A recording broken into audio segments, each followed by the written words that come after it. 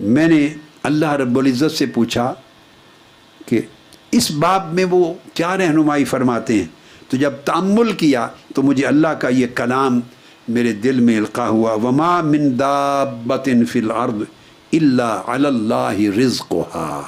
اللہ نے فرمایا کوئی اپنے پاؤں پر چلنے والا، کوئی کیڑا مکوڑا ہے، کوئی پرندہ ہے، کوئی جانور ہے، کوئی انسان ہے جو زمین پہ چلتا ہے، اس کا رزق ہمارے ذمے ہے۔ جب رزق اللہ کے ذمے ہے اور بندے کے ذمے حلال کی حد کے اندر صرف تدبیر ہے، تگ و دو ہے حلال کی حد کے اندر، تو میں سمجھ گیا کہ میرا رزق اللہ نے مجھے پہنچانا ہی ہے، میری ذمہ داری تو اس رزق کو تلاش کرنے کی تگ و دو ہے جو حلال کے دائرے میں ہو، حرام کے دائرے میں داخل نہ کرے مجھے۔ تو اس کے بعد میں نے پورا توکل اللہ پہ کر دیا اور حرام محرمات اور شبہات کی ساری سرزمینوں کو چھوڑ دیا اور اس راستے کو اپنا لیا اللہ کے توکل کے ساتھ، جس راستے میں صرف مجھے رزق حلال ملے جو اللہ نے میرے لیے مقدر کیا۔ اس کے بعد فرماتے ہیں تاکہ اس کے بعد مجھے فرصت مل گئی اللہ کی عبادت کے لیے، اس کی طاعت اور بندگی کے لیے۔ ہوا سے دنیا نے جو میری زندگی کے سب لمحات چھین لیے تھے، وہ کئی لمحات میرے پلٹ آئے میرے پاس اس کی اطاعت اور اس کی بندگی کے لیے۔ اور فرماتے ہیں کہ 8واں سبق میں نے آپ کی صحبت اور 30 برس کی خدمت سے یہ سیکھا ہے کہ میں نے دیکھا ہر شخص مخلوق پر بھروسہ کرتا ہے، اعتماد کرتا ہے، خواہ وہ مخلوق مال و دولت ہے، خواہ وہ مخلوق اس کا جاب ہے، اس کا بزنس ہے، اس کا روزگار ہے، اس کی دکان ہے، اس کی انڈسٹری ہے، فیکٹری ہے، اس کا ٹریڈ ہے، خواہ وہ مخلوق اس کی کوئی صنعت ہے، درم ہے، وہ سلطنت ہے، اس کی حکومت ہے، اس کا آفس ہے، خواہ کوئی اسکل ہے، خواہ کوئی پروفیشن ہے، یہ سب مخلوقات ہیں۔ ہر بندہ کسی نہ کسی شے پر بھروسہ اور تکیہ کرتا ہے، مخلوق پر بھروسہ کرتا ہے، مگر کوئی شے کسی بندے کے لیے کافی نہیں ہوتی۔ وہ جس پہ بھروسہ تکیہ کرتا تھا اسے خبر نہیں کس لمحے وہ اس سے چھن جائے، وہی شے اس سے دھوکہ کر جائے، وہ اس سے محروم رہ جائے، وہی چیز اس کی ہلاکت اور تباہی کا سبب بن جائے۔ جس پر تکیہ کرتا ہے وہ تکیہ کی جانے والی چیز اصل میں بھروسہ کے قابل نہیں۔ میں نے اس پر غور کیا، تأمل کیا، تو مجھے اللہ رب العزت نے ہدایت دی، وَمَن يَتَوَكَّلْ عَلَى اللَّهِ فَهُوَ حَسْبُهُ۔ جو شخص مخلوق پر بھروسہ کرنے کی بجائے اللہ پر بھروسہ کرتا ہے، توکل کرتا ہے، اللہ اس کے لیے کافی ہو جاتا ہے۔ اللہ پہ توکل کرنے والا نہ کبھی محروم ہوتا ہے، نہ شرمسار ہوتا ہے، نہ ہلاک ہوتا ہے، وہ ہمیشہ عزت پاتا ہے۔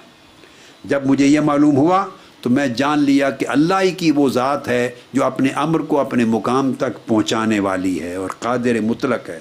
سو میں نے اللہ پہ بھروسے کو اپنا لیا اور مخلوق میں ہر شے کے بھروسے کے عمل کو ترک کر دیا۔ یہ 8 نکتے جو حضرت حاتم اصم نے بیان کیے حضرت شقیق بلخی کو، کہ میں نے 30 برس کی صحبت سے یہ پایا، ان کو امام غزالی رحمۃ اللہ تعالی علیہ نے اپنا ایک ان کا رسالہ ایھا الولد اس کے اندر رقم فرمایا ہے امام غزالی نے۔ اب اینڈ پر حضرت شقیق بلخی نے سن کر فرمایا، حاتم اصم میں نے تورات بھی پڑھی، زبور بھی پڑھی، انجیل بھی پڑھی اور قرآن بھی پڑھا۔ اللہ نے جتنی کتابیں اور صحیفے نازل کیے، میں نے ساری کتب کی تعلیمات اور ہدایات کو انہی 8 حکمتوں کے ارد گرد گھومتے دیکھا ہے۔ اللہ کی بارگاہ سے نازل ہونے والی ساری ہدایت ان 8 چیزوں کے ارد گرد گھومتی ہے۔ یہی مرکز و محور ہے تعلیم الہی کا۔ اس سے زندگی تبدیل ہوتی ہے، زندگی میں ایک انقلاب آتا ہے۔ مگر جب بھی ایک تبدیلی آتی ہے تو اس تبدیلی کا ایک نقطہ آغاز ہوتا ہے، اس تبدیلی کا ایک نقطہ آغاز ہوتا ہے، اس تبدیلی کو کہیں سے شروع ہونا ہے۔ جیسے ہم نے اس اعتکاف میں غنیت الطالبین کے علاوہ اس کے ساتھ ساتھ بدایت الہدایہ شروع کی کہ ہدایت کی ابتدا کہاں سے ہوتی. تو ہدایت کی ابتدا ظاہری تقویٰ سے ہوتی، پھر اس کا سفر ہے جو اپنی انتہا اور کمال کو پہنچتا ہے. ہر چیز کی ایک ابتدا ہے. زندگی اللہ رب العزت کی ان تعلیمات کے ساتھ آراستہ ہو جائے، سنور جائے، اور بندہ غفلت اور ہلاکت کے گڑھوں سے نکل جائے، بندے کی زندگی میں آخرت کو دنیا پہ ترجیح مل جائے، بندے کی زندگی میں دنیا کے مال و دولت پر بھروسے کی بجائے اللہ کا توکل مضبوط ہو جائے، بندے کی زندگی سے حسد نکل جائے اور اللہ کی تقسیم پر رضا اس کے من میں قائم ہو جائے، بندے کے دل میں اعمال صالحہ کی رغبت مستحکم ہو جائے، بندے کے دل میں استغنا آ جائے، بندے کے دل میں تقویٰ کو وہ مقام نصیب ہو جائے جو اللہ رب العزت مومنین کے اندر دیکھنا چاہتا ہے. یہ ساری تبدیلی کہاں سے شروع ہو، اس کا ایک نقطۂ آغاز ہے، اور وہ نقطۂ آغاز ہے توبہ. یہ تبدیلی زندگی میں توبہ سے شروع ہوتی. توبہ سوئے ہوئے غافل بندے کی آنکھ کھولتی ہے. توبہ نیند سے بیدار ہونے کا نام ہے. توبہ اپنی غفلت کا احساس پیدا ہو جانے کا نام ہے. توبہ اس شعور کی بیداری کا نام ہے کہ میری زندگی ہلاکت میں ہے، نقصان میں ہے، خسارے میں ہے، میں اللہ کی نافرمانی اور معصیت میں ہوں اور آخرت تباہ کر رہا ہوں، میں اللہ سے دور جا رہا ہوں، بعد ہے، خسران ہے، محرومی ہے، حرمان ہے. یہ جو خسارہ ہے، جو غفلت کے باعث انسان ہمہ وقت خسارے میں رہتا ہے، اس خسارے کا ادراک ہو جانا، اس نافرمانی کا احساس پیدا ہو جانا، اللہ سے دور ہونے اور اس کی قربت سے محروم ہونے کا شعور بیدار ہو جانا، یہ توبہ ہے. ہم سمجھتے ہیں زبان سے کہہ دیا توبہ استغفار. توبہ زبانی کلمات کا نام نہیں ہے. توبہ ایک شعور ہے جو آپ کو اس امر کا ادراک دیتا ہے سب سے پہلے کہ آپ اندھیرے میں ہیں، اور وہ ادراک آپ کے اندر یہ تشویش پیدا کرتا ہے کہ مجھے اندھیرے سے نکل کر روشنی کی طرف جانا ہے، میں ہلاکت اور تباہی میں ہوں، میں نے نجات کی طرف، فلاح کی طرف جانا ہے، میں اللہ سے دوری پہ ہوں، میں نے اللہ کی قربت کی طرف جانا ہے، میں جہنم کی راہ جا رہا ہوں، میں اللہ کی مقعد صدق کی طرف، جنتوں کی طرف جانا ہے، میں اللہ سے ناراضگی کی راہوں پر ہوں، میں نے اللہ کی رضا اور خوشنودی کی طرف جانا ہے. جب تک یہ احساس بیدار نہ ہو اس وقت تک عملاً بندے کی زندگی میں تبدیلی پیدا نہیں ہو سکتی. اس تبدیلی کی ابتدا توبہ سے ہوتی ہے. توبہ اس احساس سے کو جنم دیتا ہے. اللہ رب العزت نے قرآن مجید میں فرمایا، دو خطاب کیے، ایک خطاب عمومی فرمایا اور ایک خطاب خصوصی. اب یہ جو گفتگو یہاں سے آنورڈ کر رہا ہوں یہ اپنے معمول کے مطابق، چونکہ غنیت الطالبین ہمارے اعتکاف کے دروس کا حصہ ہے، تو اگلا حصہ پوری گفتگو کا بیس کر رہا ہوں حضور سیدنا غوث العظم رضی اللہ تعالیٰ عنہ کی کتاب غنیت الطالبین پہ. توبہ اور استغفار کے موضوع پر میری اپنی کتاب پچھلے سال یا 2 سال قبل چھپی تھی، شاید 35 سال ہو گئے، ممکن ہے 100 سے زائد یا سینکڑوں کی تعداد میں خطابات ہوں گے. مگر توبہ کے موضوع پر آج جو میں کچھ بیان کروں گا، کئی چیزیں ایسی ممکن ہیں ہوں گی جو پہلے بیان کر چکا ہوں یا میری تصنیفات میں، میری کتب میں آ گئی ہیں اور میرے خطابات میں آپ سن چکے ہیں. کئی چیزیں ایسی ہوں گی جو شاید پہلے میرے خطاب میں آپ کو نہیں ملی. ریزن یہ کہ میں پورے خطاب کی بنیاد بیسیکلی غنیت الطالبین پہ رکھ رہا ہوں. آپ ارشاد فرماتے ہیں اللہ رب العزت کے اس قول کی مجلس میں، یہ خطاب عمومی ہے. فرمایا وَتُوبُوا إِلَى اللَّهِ جَمِيعًا أَيُّهَا الْمُؤْمِنُونَ لَعَلَّكُمْ تُفْلِحُونَ. فرمایا توبوا إِلَى اللَّهِ جَمِيعًا، اے لوگو سارے کے سارے اللہ کی طرف تائب ہو جاؤ، مکمل توبہ کی راہ اختیار کر لو اے مومنو. فرمایا اس لیے تاکہ تمہیں فلاح ملے.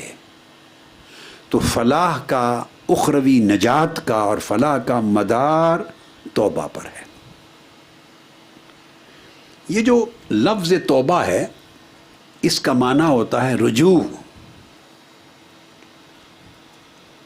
یعنی جب کہا جاتا ہے کہ فلاں نے فلاں چیز سے توبہ کی تو اس کا مطلب اور معنی یہ ہوتا ہے کہ اس نے اس چیز سے رجوع کر لیا، اس کو چھوڑ کے پیچھے مڑ گیا، اس کو ترک کر دیا، اس سے ہٹ گیا.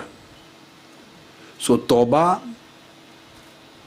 ان چیزوں سے رجوع کر لینے کا نام ہے، ان چیزوں سے رجوع کر لینا جنہیں شریعت میں مذموم اور برائی کہا ہے، جنہیں شریعت نے گناہ کہا ہے، جنہیں شریعت نے معصیت اور اللہ کی نافرمانی قرار دیا ہے. ان چیزوں سے ان کو ترک کر دینا، اور جن چیزوں کو اللہ رب العزت نے بھلائی قرار دیا ہے، نیکی کہا ہے، تقوی کہا ہے، فرما برداری کہا ہے، ان چیزوں کی طرف لوٹ جانا. تو توبہ میں 2 بار لوٹنا ہے، یہ نقطہ سمجھنے والا. ایک بار فعل مذموم سے لوٹنا اور ایک بار فعل محمود کی طرف لوٹنا. الرجوع من المذموم اور الرجوع الی المحمود. گناہوں سے، نافرمانیوں سے، معصیتوں سے، عیبوں سے، برے اخلاق سے، برے کاموں سے، اللہ سے دور لے جانے والے امور سے توبہ کر لینا، یعنی ان سے منہ موڑ لینا، کلیتاً منہ موڑ لینا، اور موڑ کر منہ اس سمت کر لینا جدھر اللہ کی قربت ہے، اس کی رضا، اس کی فرما برداری، اس کی طاعت ہے. اس معنی پر حضور سیدنا غوث العظم فرماتے ہیں کہ آپ یوں سمجھیں گویا اللہ رب العزت یہ فرما رہا ہے کہ لوگوں اپنی ہوائے نفس کو چھوڑ کر میری طرف پلٹ آؤ. یہ ہے معنی رجوع. اپنی ہوائے نفس کو چھوڑ کر میری طرف پلٹ آؤ اور اپنی شہوتوں کو چھوڑ کر میری محبتوں کی طرف پلٹ آؤ اور میری قربتوں کی طرف پلٹ آؤ. یعنی ہوائے نفس کو چھوڑ دینا اور شہوات نفس کو چھوڑ دینا اور اللہ کی فرما برداری اور اس کی قربت اور رضا کی طرف پلٹ جانا، اس دوہرے پلٹنے کو توبہ کہتے ہیں. سو ذہن میں رکھ لیں، توبہ صرف گناہ کو چھوڑنے کا نام نہیں ہے. گناہ کو چھوڑ کر نیکی کو اختیار کر لینا، یہ پورا پروسیس جو ہے اس کو توبہ کہتے ہیں. سو واضح ہو گیا کہ توبہ صرف کسی کلمہ کا نام نہیں ہے کہ ایک چند جملے زبان پہ بیان کر لیے اللہ سے معافی طلبی کے، نہیں، اسے توبہ نہیں کہتے. چند الفاظ مل کر توبہ نہیں بنتے. توبہ بذات خود ایک کامل عمل ہے، اور وہ کامل عمل ایک شعور سے پیدا ہوتا ہے، اور اس کامل عمل میں بندہ برائی کو چھوڑ کر پلٹتا ہے اور نیک عمل کو اختیار کرتا ہے. یہ پورا پروسیس مل کر توبہ کہلاتا ہے. اس کا حکم دیا اللہ رب العزت نے کہ توبہ کرو. دوسرے مقام پر پہلا ارشاد باری تعالیٰ سورہ النور میں تھا. دوسرے مقام پر جو سورہ التحریم میں آیا ہے مقام، اس میں ارشاد فرمایا یا ایھا الذین آمنوا توبوا الی اللہ توبۃ نصوحا. اے ایمان والو اللہ کی طرف خالص توبہ کر لو. یہاں توبۃ نصوحا کا لفظ استعمال فرمایا، خالص توبہ کر لو. اب نصوحا کا جو لفظ ہے اس کا معنی سمجھنا ضروری ہے. توبۃ نصوحا ایک تو سمجھ لیں یہ فعول کے وزن پر مبالغہ کا صیغہ ہے. نصوحا، نصوح کا ایک معنی ہے صادقہ، یعنی اللہ کی بارگاہ میں سچی توبہ کر لو، توبتن صادقتن، توبتن صافیتن، سچی اور صاف توبہ کر لو جس میں کسی قسم کی کوئی اور ملاوٹ اور آلودگی نہ ہو۔ جو توبہ ملاوٹ اور آلودگی سے پاک ہے اس کو توبتن نصوحہ کہتے ہیں۔ نصحت توبتہ کہتے ہیں خالصت من ادناس العزم علی الرجوع۔ خالص توبہ اور صافی توبہ کا معنی کیا ہوا؟ یعنی ایسی توبہ کو خالص اور نصوح کہتے ہیں جس میں اس گناہ کی طرف پلٹنے کے ارادے کی ملاوٹ نہ ہو، کہ اس لمحہ کے لیے توبہ کر لی اور پھر اس گناہ پر قائم رہنے اور پلٹ کر اسے انجام دینے کی خواہش اور آرزو اور ارادہ قائم رہا، تو آپ گویا اس گناہ سے پیچھے بھی پلٹے اور پلٹ کر پھر اس گناہ کو دہرانے کا ارادہ بھی برقرار رکھا۔ تو جب یہ ملاوٹ ہوئی تو وہ توبتن نصوحہ نہیں ہے۔ کلیتاً ترک کر دیں، کلیتاً کہ اس میں پلٹ کر اس گناہ کی طرف آ جانے کا نہ رجحان رہے، نہ میلان رہے، نہ ارادہ رہے، نہ خیال اور خواہش رہے۔ تو جب توبہ ایسی ہوتی ہے اس کو کہتے ہیں کہ اس کی توبہ خالص ہو گئی۔ کہتے ہیں ناصح قلبہ، یعنی خلا من الغش، یعنی دل ملاوٹ سے، بغض سے، کینے سے، آلودگیوں سے، غبار سے پاک ہو گیا۔ اگر شہد کو صاف ستھرا کر لیں تو کہتے ہیں ناصح العسل، صفا ہو، یعنی اس شہد کو صاف پاک کر لیا۔ ہر وہ چیز جو ہر قسم کی آلودگی، ملاوٹ اور غبار سے پاک صاف کر دی جائے اس کے لیے ناصحہ اور نصوحہ کا لفظ استعمال کرتے ہیں۔ تو توبہ ہر قسم کی آلودگی، ملاوٹ اور غبار سے پاک ہو تو پھر اس کا نتیجہ کیا ہوتا ہے؟ فرمایا عسیٰ ربک ان یکفر عنکم سیئاتکم، ایسی صاف خالص ستھری پاک توبہ ہوگی تو فرمایا اللہ پاک تمہارے گناہوں کو مٹا دے گا۔ اس توبہ سے گناہ مٹ جاتے ہیں۔ وَيُدْخِلَكُمْ جَنَّاتٍ تَجْرِي مِن تَحْتِهَا الْأَنْهَارُ، اور پھر جنتیں نصیب عطا کرتا ہے، پھر اللہ پاک جنتیں عطا کرتا ہے۔ یہ ہے توبہ کا معنی۔ اب اس کے بعد اس کے اگلے باب میں آپ نے ارشاد فرمایا ہے کہ توبہ ایک فصل قائم کی ہے مختصر، میں تھوڑی بعد ازاں ذرا اس کی تفصیل میں جانا چاہوں گا کہ توبہ کس چیز سے کرنا واجب ہے۔ نیکسٹ اگلا میں موضوع لے رہا ہوں، یہ غنیت الطالبین کی اگلی فصل ہے، مختصر بیان ہے، میں تھوڑی اس کی تفصیل بھی عرض کروں گا انشاءاللہ۔ کن کن چیزوں سے توبہ کرنا واجب ہے، اس کا مختصر جواب دو لفظوں میں ہے، تمام کبائر اور صغائر سے توبہ کرنا واجب ہے۔ وہ تمام گناہ جو کبیرہ بھی ہیں اور صغیرہ، سب سے توبہ کرنا واجب۔ اب آپ نے گناہ کبیرہ اور گناہ صغیرہ کا نام تو سن رکھا ہے، اصطلاح بھی۔ اب پہلے کبائر کو لیتے ہیں، بڑے گناہ کیا ہیں۔